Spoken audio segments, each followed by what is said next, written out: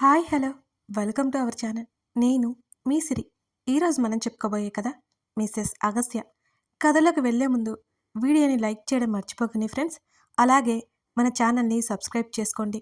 లేకపోతే మన channel ఫీడ్లో miss అయిపోతుంది కదా, అందుకన్నమాట. ఇక కథలోకి వచ్చేయండి. ఎప్పటి నుంచి మొదలు పెడుతున్నారు శ్రీధా అని అడిగాడు చక్రవర్తి. రేపటి నుంచి ఆర్డర్స్ తీసుకుంటాం అంకుల్. ఆయనకి సమాధానం ఇచ్చింది శ్రీధ. వర్కర్స్ చేత అందరికీ చాలా చల్లగా జ్యూస్ ప్రిపేర్ చేయించి ఇప్పించింది. శ్రీధకి మాత్రం చాలా సంతోషంగా ఉంది. అసలు తను ఇదంతా చేయగలుగుతుంది అనుకోలేదు. అంతేకాకుండా తన వాళ్ళంతా తనకు తోడున్నారు. అందరి సలహాలు తీసుకుంది. ముఖ్యంగా వర్కర్స్ని పంపించిన తర్వాత రోజు ఎర్లీ మార్నింగ్ రమ్మని చెప్పింది. చందన, ఆనంద్, శ్రీధ వాళ్ళతో పాటు ఇంటికి వచ్చారు. వాళ్ళు వెళ్ళిపోతామన్న శ్రీధ ఊరుకోకుండా రప్పించింది.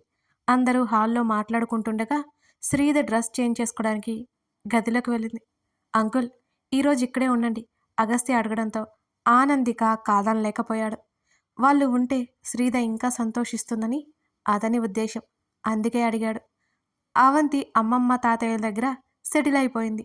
బామ్మ అప్పటికే ఎక్కువసేపు బయటకు వచ్చి కూర్చోవడం వల్ల నడుం పట్టేయడంతో రూమ్లోకి వెళ్ళిపోయింది.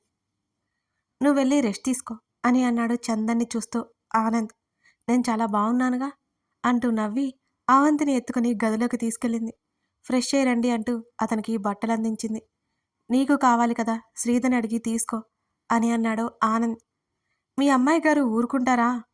లాస్ట్ టైం వచ్చినప్పుడే ఇక్కడ ఉండిపోయావు నావి అని భుజాలు కదిలించి నవ్వింది చందన. అతను వెళ్ళిపోయాక అవంతికి మాటలు చెబుతూ ఆడుతోంది. అతను ఫ్రెష్ అయ్యి బయటికి వచ్చాడు. చందన తల అవంతి బుజ్జివడిలో ఉంది. అవంతి వేళ్లతో చందన తలంతా మసాజ్ చేస్తుంది.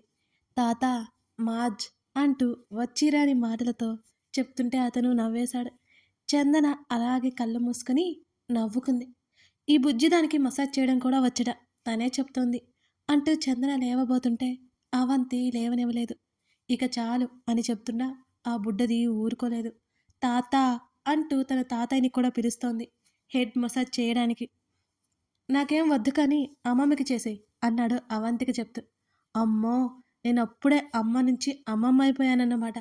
చందన లేచి కళ్ళు వెడల్పు చేసుకుని మరీ చెప్పింది. అవంతి చందన ఒడిలో చేరి చందన పొడవాటి జడని ఆశ్చర్యంగా చూస్తూ తనకు లేదని చెప్తోంది. అయితే ఆంటీనా అక్కనా అంటూ కళ్ళెగరేశాడు ఆనంద్. వెటకారం చేస్తున్నారా అంటూ చిరుకోపంగా చూసింది చందన. నువ్వెలా పిలవాలని చెప్తే అలాగే పిలుస్తుంది. ఆమె పక్కనే సెటిల్ అయ్యి వెనక్కి వాలాడు. అవి అవి అంటూ ఆమె వెనక్కి వాలింది అతని చేతి మీద తల పెట్టుకుని. అవంతి పాక్కుంటూ వచ్చి చందన మీద పడుకుంది. ఆమె ఎవరు? మనవరాల్ని చూస్తూ అడిగాడు ఆనంద్. అర్థం కానట్టు చూసింది బుజ్జి అవంతి. నేను తాత, మరి ఈమె ఎవరు అని చందన్ని చూపించాడు అవంతికి. చందన వైపు చూడగా నవ్వుతూ చూస్తుంది. మా అంటూ చందన చెంపల మీద చిన్న చిన్న చేతులు వేసి చెప్పింది అవంతి. ఆమె చిరునవ్వు ఇంకా పెద్దదైపోయింది ఆ చిన్నదాని మాటలు విని. అవంతిని గుండెలకు హత్తుకొని అలా ఉండిపోయింది చందన. నెమ్మదిగా ఇద్దరి మధ్యలో చేరింది అవంతి. దొంగపిల్ల అంది చందన. మమ్మ, అవి దొంగపిల్ల తాత. కళ్ళు పెద్దవి చేసుకుని వాళ్ళ తాతయ్య గుండెల మీద కూర్చొని చెప్పింది అవంతి. ఏమంటుంది అర్థం కాక అడిగింది చందన. వాళ్ళ మమ్మీ కూడా దొంగపిల్ల అన్నదంట అని నవ్వేశాడు ఆనంద్. కాదులే, నువ్వు బుజ్జి బంగారానివి అని అవంతి బుగ్గలు లాగింది చందన. బుజ్జి బంగారం అని అచ్చు చందనలాగే చందన బుగ్గలు లాగేసింది అవంతి. నా బంగారు తల్లి అంటూ అవంతి చుట్టూ మొటికలు విరిచి చందన ఇంకా సంతోషంగా నవ్వేసింది. చీర పిన్తీసి ఇయర్ రింగ్స్ తీస్తుండగా వెనక నుంచి నెమ్మదిగా ఆమె మెడవంపులో చేతిని పోనిచ్చాడు అగస్త్య. ఆమె చేస్తున్న పని ఆపి అతని వైపు చూసింది. స్వెట్ పట్టింది అంది తల కాస్త వెనక్కి తిప్పి అతన్నే చూస్తూ. అప్పటికే అతని పెదవులు ఆమె మెడవంపులో చేరాయి. ఆమె కనులు మత్తుగా మూసుకుపోయాయి. ఆమె చేతిలో ఉన్న ఇయర్ రింగ్స్ పక్కన పెట్టేసి ఆమె రెండు చేతులను కలిపి అలాగే వెనక నుంచి హత్తుకున్నాడు అగస్త్య. డాడీ వాళ్ళు వెయిట్ చేస్తుంటారేమో అని అంది తడబాటుగా. ఇవాళ ఇక్కడే ఉండమని చెప్పాను, నైట్ ఇక్కడే ఉంటారు అని గుసగుసగా చెప్తూ నెమ్మదిగా ఆమె ఉదరం మీద చేతిని జరిపి తన వైపుకు లాక్కున్నాడు అగస్త్య. ఆమె భుజం మీద చీర కొంగు కిందకు జరిపి ఆర్ యూ హ్యాపీ నౌ అడుగుతూనే ఆమెను తన వైపుకు తిప్పుకున్నాడు అగస్త్య. ఆమె నెమ్మదిగా కళ్ళు తెరిచి చూసి అతని మెడ చుట్టూ చేతులు వేసింది. చాలా అంటూ అతని కళ్ళల్లోకి చూసింది. Thank you. నువ్వు నాతో లేకపోయి ఉంటే ఇంతవరకు వచ్చేదాన్ని కాదు. చెమర్చిన కళ్ళతో చెప్పింది శ్రీద. చంపేస్తా అన్నాడు ఆమె కన్నీళ్లు చూసి. నవ్వింది శ్రీద అప్పటికప్పుడే మారిన అతని ముఖాన్ని చూస్తూ. మరోసారి గట్టిగా అతనిని కౌగిలించుకుని ఉండిపోయింది శ్రీద. అందరూ డిన్నర్కి కూర్చున్నారు. రవి అంకుల్ కనిపించారు శ్రీద అని అన్నాడు ఆనంద్. తింటున్న శ్రీద తల ఎత్తి చూసింది. ఏంటట డాడీ అని అడిగింది. రామ్ తన భార్య తీసుకొచ్చి పరిచయం చేశాడట. ఆ అమ్మాయి బంధువుల అమ్మాయి అట. మళ్ళీ అక్కడైతే ఉండలేదట. దూరంగా ఉంటున్నాడని చెప్పాడు అని అన్నాడు ఆనంద్. శ్రీద ఏం మాట్లాడలేదు. చందనకి వాళ్ళెవరో తెలియక మౌనంగానే ఉండిపోయింది. ఇప్పటికైనా మారితే సంతోషం డాడీ. ఇక వాళ్ళ మేటర్లో ఇన్వాల్వ్ అవ్వాలని నేను అసలు అనుకోవట్లేదు అని చెప్పింది స్థిరంగా. గుడ్ అని అన్నాడు ఆనంద్ ఆ టాపిక్ డైవర్ట్ చేస్తూ. డాడీ మీరు ఇక్కడ ఇంకో 2 రోజులు ఉండొచ్చు కదా అని అడిగింది శ్రీద. ఎందుకు బేబీ, ఇల్లు పక్కనే కదా, 1/2 అవర్ కూడా పట్టదు అని అన్నాడు ఆనంద్. ఏం పర్లేదు ఉండండి అని అంది. ఇరిటేట్ చేస్తావు అన్నాడు అగస్త్య ఆమెకు మాత్రమే వినిపించేలా. నేనేం చేశాను అని అడిగింది శ్రీద. ఇప్పుడు వాళ్ళకి ప్రైవేట్ లైఫ్ ఉంటుంది అంటూ పెదవి విరిచాడు అగస్త్య. ఇక్కడ 2 డేస్ అన్నా ఉంటే కదా కాస్త సందడిగా ఉంటుందని చెప్పాను అంతే. అదంతా ఆలోచించలేదు నేను అని బిక్కమొహం వేసుకుని చెప్పింది శ్రీద. నీ బ్రెయిన్ ఇంకా అంత ఎదగలేదులే, డోంట్ వర్రీ అంటున్నా అతని వైపు గుర్రుగా చూసింది శ్రీద. రూమ్లోకి రా, నీ పని చెప్తా పళ్ళు గురుకుతూ చెప్పింది శ్రీద. పద, నేను కూడా అందుకోసమే వెయిట్ చేస్తున్నా. అతని మాటలకు కప్పలా నోరు తెరిచింది. ఇప్పుడంటే వదిలేస్తున్నాను, అప్పుడప్పుడు వారానికి ఒక్కసారైనా ఇక్కడికి వచ్చి ఉండకపోతే ఒప్పుకోను అంటూ తల్లిదండ్రులిద్దరినీ చూస్తూ చెప్పింది శ్రీద. తప్పకుండా ఉంటాం చందన నవ్వుతూ చెప్పింది. భోజనాల తర్వాత అవంతి మా దగ్గర పడుకుంటుంది అని అన్నది చందన. అది పడుకుంటే మీకు నిద్ర లేకుండా చేస్తుంది అని చెప్పింది శ్రీద నిట్టూరుస్తూ. అవి నా దగ్గరకు వస్తావా అవంతిని ఎత్తుకుని మరీ అడిగింది చందన. గుండ్రంగా తలాడించి మమ్మ తాత మమ్మ పక్కుంటా అంది. బుజ్జిదానికి ఆ మాటలకి చందనకి ముద్దొచ్చి ఆ బుజ్జిదాని బుగ్గ మీద ముద్దు పెట్టుకుంది. నిజమేనా, మధ్యరాత్రి లేచి ఏడుస్తావా అనగానే బుర్రని అటు ఇటు తెగ తిప్పేసి అస్సలు ఏడవనట్టు సైగ చేసింది అవంతి. అది లేస్తే కాల్ చేయండి డాడీ అని చెప్పి గదిలోకి నడిచింది శ్రీద. ఆనంద్ చందన మధ్య పడుకుని బోలెడు మాటలు చెప్తోంది అవంతి. అతనికి ఫోన్ కాల్ రావడంతో కాస్త పక్కకు వెళ్ళాడు. అతను తిరిగి వచ్చేసరికి ఒకరినొకరు హత్తుకొని నిద్రలో ఉన్నారు చందన అవంతి. అతని పెదవుల మీద చిరునవ్వు తృప్తిగా అనిపించింది. కళ్ళల్లో ఏదో చెమ్మ చేరింది ఆనంద్కి. శ్రీద పెళ్లి గురించి మాట్లాడిన ప్రతిసారి తప్పించుకునేవాడు, కానీ చందన తన భార్యగా రావడం చెప్పలేనంత సంతోషంగా ఉంది ఇప్పుడు. తన కూతురికి తన మనవరాలకి అతను సన్నిహితంగానే ఉంటాడు. దూరమయ్యే పరిస్థితులు చందన ఎప్పటికీ కల్పించదు. దిస్ ఈజ్ ఫర్ యూ అంటూ అగస్త్య చేతికి రింగ్ పెట్టింది శ్రీద. నాకు ఇలాంటివి నచ్చవు, నీకు తెలుసు కదా, రేపటికి తీసేస్తా చెప్తున్నా అని అన్నాడు అగస్త్య. ఓయ్ అలా అంటావేంటి, నీకోసం వెతికి నేనే స్వయంగా డిజైన్ చేయించి మరీ తీసుకొచ్చిన రింగ్ ఇది, పెట్టుకోవచ్చు కదా. అతని ఒడిలోకి చేరి అతని గడ్డం పట్టుకుని బ్రతిమాలింది శ్రీద. నాకు అలవాట్లేదు, అంతకంటే చెప్పాలంటే అసలు ఇష్టమే లేదు అని అన్నాడు అతను. అతని చేతిని పట్టుకుని చూపించింది శ్రీద. చూడు, ఏ లెటర్ అంటే నువ్వు, నీ కూతురు, ఆ మధ్యలో ఉన్న ఎస్ ఉంది చూసావు, అది నేను. మీ ఇద్దరికి నేనంటే పిచ్చి ప్రేమ కదా, అందుకే ఇలా డిజైన్ చేయించా అంటూ నవ్వాపుకుంది. చా అన్నాడు అగస్త్య. ఏం కాదా, అవునేమో కానీ నాకు నచ్చదు అన్నాడు. పెట్టుకోవాల్సిందే, నేను ఒప్పుకోను అంటూ బెదిరించింది శ్రీద. పెట్టుకోకపోతే ఏం చేస్తావు, ఆమె కాళ్ళని తనకి ఇరువైపులా వేయించుకొని ఆమె ముఖాన్ని తన వైపుకు తిప్పుకున్నాడు అగస్త్య. నేను అలుగుతా అని చెప్పింది చేతులు కట్టుకుని శ్రీద. అలుగు, నా చెవులకి కాస్తైనా రెస్ట్ ఉంటుంది అంటూ ఆమె మెడ దగ్గర ముద్దు పెట్టుకున్నాడు. ఆయన అలాగే చేతులు కట్టుకుని ఉంది శ్రీద. ఆమె కంఠం మీదకి అతని పెదవులు చేరి గిలిగింతలు పెడుతుంటే అటు ఇటు కదలసాగింది.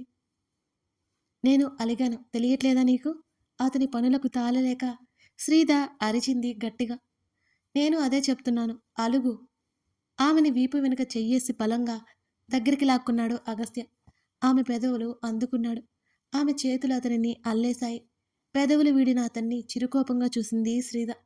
నేను అలిగాను అని చెప్తుంటే అర్థమవట్లేదా? అంటూ గుర్రుగా చూసింది శ్రీద.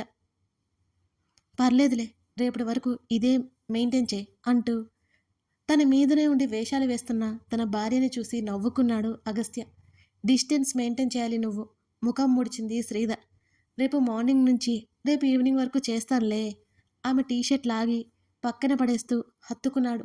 మోసం, దగ, కుట్ర, కాపాడండి అంటున్న శ్రీద అరుపులు అతని పెదవుల కింద నలిగిపోయాయి. ఒకరి కోసం ఒకరన్నట్టు ఒకరిలో ఒకరు కరిగిపోతూ సుఖతీరపు అంచుల వరకు వెళ్ళొచ్చారు. అతన్ని హత్తుకొని అలాగే కళ్ళు మూసుకుంది శ్రీద. రావణ్ చంపేస్తా అన్నాడు. నువ్వంతే నేనింతే. అసలు ఒక్కరైనా ఫుడ్ ఆర్డర్ పెట్టుకుంటారా? తల ఎత్తి అతని ముఖంలోకి చూసింది శ్రీద. నెమ్మదిగా ఆమె వీపు నిమురుతూ, స్టార్ట్ చేసిన రోజు సక్సెస్ అవ్వాలంటే అక్కడ నీ ప్రయత్నం ఏది, నీ ప్రాక్టీస్ ఏది అవుతుంది. దాని గురించి వర్రీ అవ్వకు. నువ్వు ప్రతిసారి టెన్షన్ పడితే ఏం చేస్తానో తెలుసుగా. ఈసారి వార్నింగ్ ఇవ్వక తప్పలేదు అతనికి. సర్లే, ముక్కు మీదే ఉంటుంది కోపం నీకు. ఫ్రెష్ అయి వస్తాను అని అతని చేతిని విడిపించుకుంటుంటే వదల్లేదు. ఆమె హృదయంలో ముఖం దాచుకొని కళ్ళు మూసుకున్నాడు. అతను పూర్తిగా నిద్రపోయాక లేచి ఫ్రెష్ అయింది శ్రీద. జుట్టు ముడిపెట్టుకుంటూ గ్లాస్ డోర్ దగ్గరికి వచ్చింది. కింద జేమ్స్ ఉంటాడు. ఆ కారులోనే పడుకుని ఉంటాడు.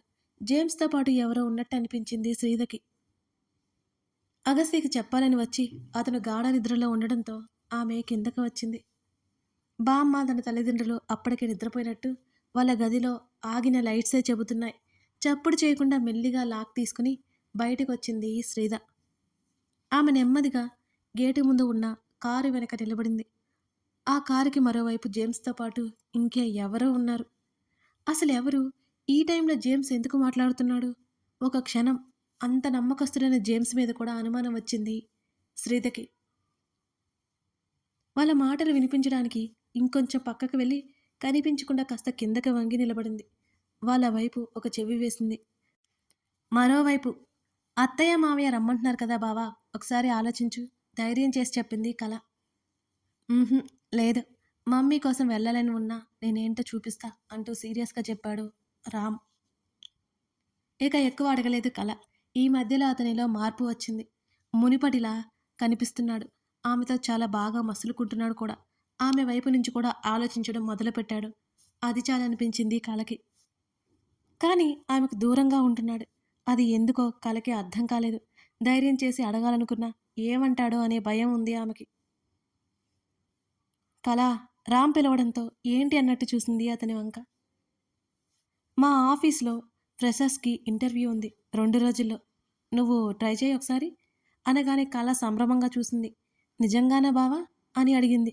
పడుకున్నదల్లా లేచి అతని ముఖంలోకి చూస్తూ ఉత్సాహంగా చూసింది.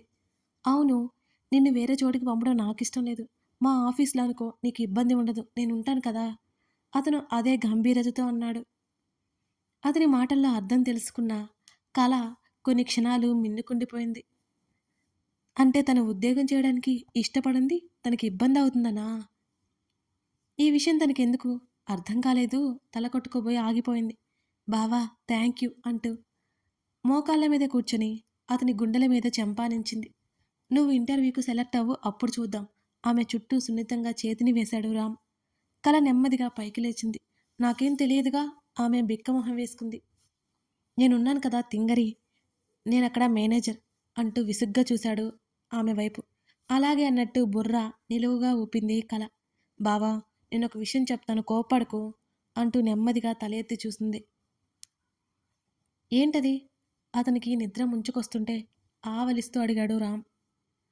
మరి నీకు లోన్ కావాలి కదా, షూరిటీ కావాలనుకుంటున్నారు కదా. అయితే? రామ్ అయోమయంగా చూశాడు. మరి మా ఊళ్ళో నా పేరు మీద ల్యాండ్ ఉంది. అది చిన్న సిటీ అయినా ఆ ల్యాండ్ అమ్మితే 30 లక్షల వరకు వస్తుంది అనగానే అతను లేచి కూర్చున్నాడు. మరి ఇన్నాళ్ళు ఎందుకు చెప్పలేదే నువ్వు అని అడిగాడు రామ్.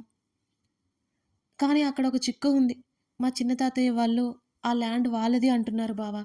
నేను ఎదిరించలేక వదిలి వచ్చేసా దీనంగా చెప్పింది కళ. దానికి సంబంధించిన రిజిస్ట్రేషన్ పేపర్స్ ఏమైనా ఉన్నాయా అని అడిగాడు రామ్. ఉన్నాయి బావా ఎక్కడో. రేపు వెతుకుతాను అని చెప్పింది కల. ఎంత గుడ్ న్యూస్ చెప్పావే! అంటూ గట్టిగా కౌగిలించుకొని ఆమె పెదవుల మీద ముద్దు పెట్టుకున్నాడు రామ్. శ్రీధ నెమ్మదిగా గేటు ముందుకున్న కారు వెనుక నిలబడింది. ఆ కారుకి మరోవైపు జేమ్స్‌తో పాటు ఎవరో ఉన్నారు. అసలు ఎవరు?